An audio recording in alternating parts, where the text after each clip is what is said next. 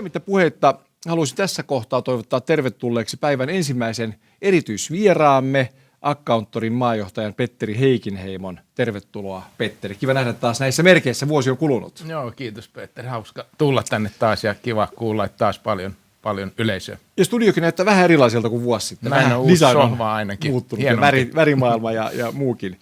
Hei, lyhykäisyydessä minkälaisia odotuksia tälle päivälle? Intensiivinen aamupäivä. Joo, ja niin kuin totesit, tosi niin kuin monipuolisia esityksiä ja varmaan tullaan kuulemaan paljon ajankohtaisista aiheista asiaa.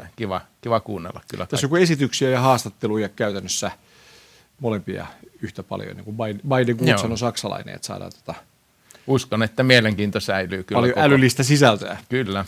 Hei, me päästään kohta kuulemaan Suomen yrittäjien ekonomistia Petri Malista siitä, mitä PK-yrityksille kuuluu nyt ja millaisia näkymiä on ensi vuodelle.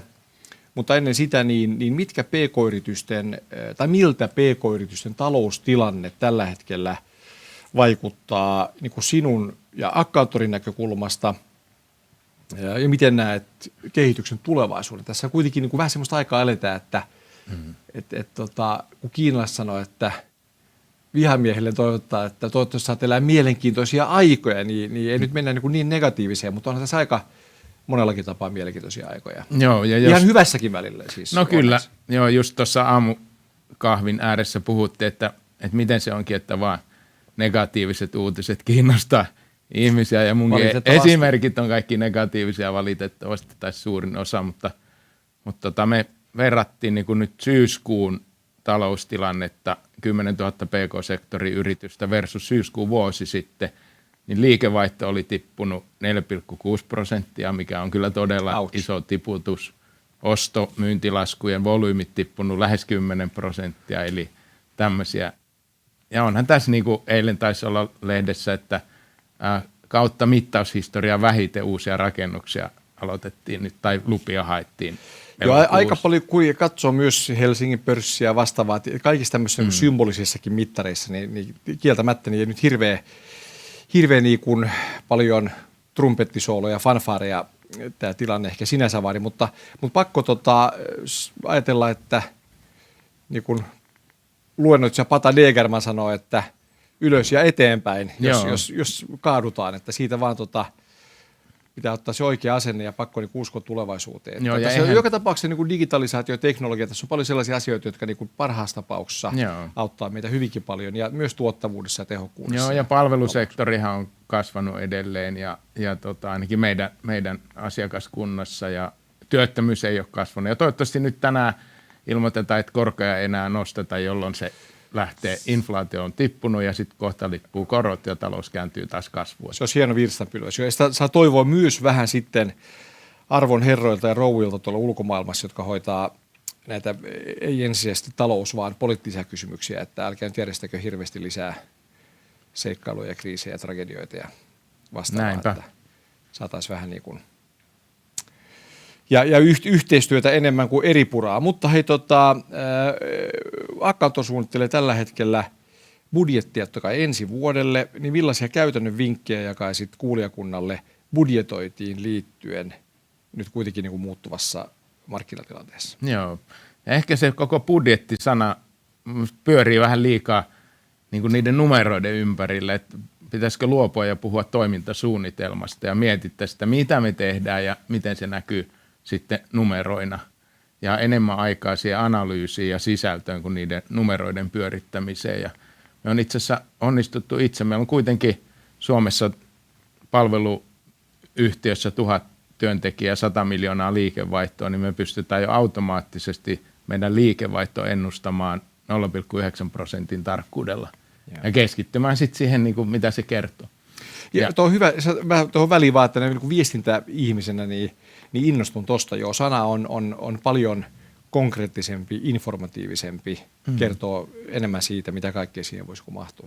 Joo, ja siihen se painopiste. Ja totta kai pitää ymmärtää, että mihin meillä on varaa. Ja hyödyntää ehkä nyt tätä talous on, mitä on, uskon, että se totta kai se taas kääntyy kasvuun. Miten nopeasti, varmaan kohta kuullaan siitä lisää, niin kyllähän tämä aina miettii mahdollisuutta. No, että on pahan pakko uusiutua ehkä joidenkin yritysten ainakin, niin mitä se voisi meille tarkoittaa? Ja se on ehkä hyvä asenne muutenkin, että se kehitys, se on kun se on niin kuin ylöspäin osoittava, mutta sahalaita teräinen, että me mennään ylös alas, mutta ehkä se iso trendi on toivon mukaan sitten niin kuin tähän mennessä nyt teollisen vallankumouksen 200 reilu vuotta, niin ollaanhan me nyt kuitenkin tasaisesti ylöspäin. Uskotaan ja myös siihen, että digitalisaatio ja uusi teollisen vallankumouksen uudet elementit, niin kyllä nyt teollisen vallankumouksen niin kuin aikakaudella kaikki murrokset on kuitenkin sitten johtanut kovempaa tuottavuuteen ja jonkunnäköiseen niin kuin lisäkasvuun. Ja talous on kasvanut. Talous on kasvanut, joo. Näin se on. Ja ei välttämättä työttömyys lisääntynyt, vaan työpaikat ovat vaihtuneet erilaiseksi työnteoksi. Ja sisältö muuttuu ihan älyttömästi. Hei, siitä puheen päivän toinen iso teema on tosiaan työelämän muutos. Ja tässä paljon itse asiassa myös niin kuin mielenkiinnolla vielä seuraa sitä, mitä tapahtui koronan aikana, minkälaiset muutokset työelämään syntyi silloin, missä määrin mennään niin kuin takaisin ikään kuin vanhaan malliin, mitkä asiat jää pysyvästi päälle. Ja missä määrin me ollaan oikeasti siirrytty niin kuin silloin nopealla harppauksella, isolla harppauksella, paljon nopeammin eteenpäin kuin ilman sitä koronakriisiä. Niin miten sä näet itse työelämän muuttuvan ja nämä muutoksen ja muutosten niin kuin näkyvimmät vaikutukset, niin jos sitä kartoitat vähän? Joo, no mietin itse asiassa koko tätä, että mistä tämä keskustelu taas lähti, niin se lähti varmaan just siitä sun mainitsemasta koronasta, että okei, ollaan etätöissä ja hybridissä ja nämä keskustelut ja mietin sitten, että onko tässä nyt loppujen lopuksi mitään ihmeellistä. Sä mainitsit sen teollinen vallankumous, jota itsekin mietin, että työelämähän on muuttunut koko ajan ja tulee muuttumaan. Ja välillä harppauksia. Muutos on pysyvää, vauhti varmasti on kiihtynyt koko ajan.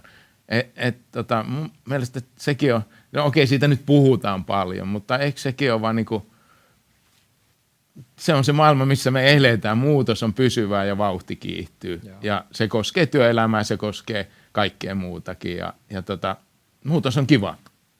Silloin on mahdollisuus uusiutua, miettiä uusia toimintatapoja, tehdä uusia juttuja. Joo, ja nimenomaan siinä on vähän myös se niin kuin asenne, se on ainakin helpompi sanottu kuin tehty, mutta periaatteessa kuitenkin se, että uhka vai mahdollisuus, missä asennossa sun aivot on, että siinä on kuitenkin vissi ero isossa kuvassa. Ja voi toki polarisoida sitten yritysmaailmaa, toiset osaa uusiutua, toiset ei. Joo. Hyvä.